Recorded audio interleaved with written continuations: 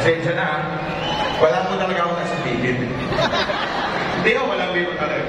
Galing pa po kasi ako ng Japan, meron po talaga akong negosyo doon. Dapat matagal pa po ako bago uwi pagtapos ng Congress. Para na tayo makulong.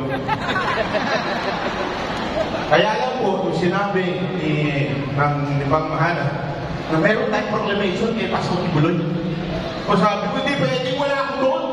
Kailangan natin tayo. Kansiin ang lahat para kay Pastor Tibuloy. Diba?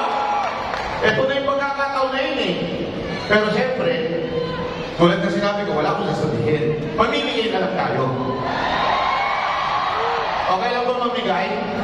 Hindi naman ako kandidato eh. At saka suprero lang ako po.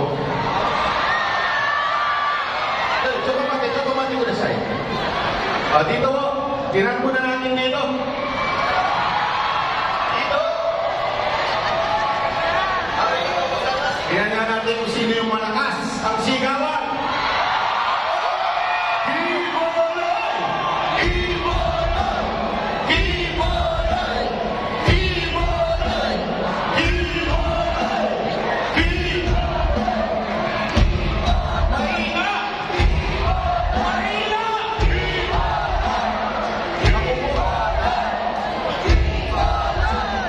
Pinapakit mo si J.K. Barrow.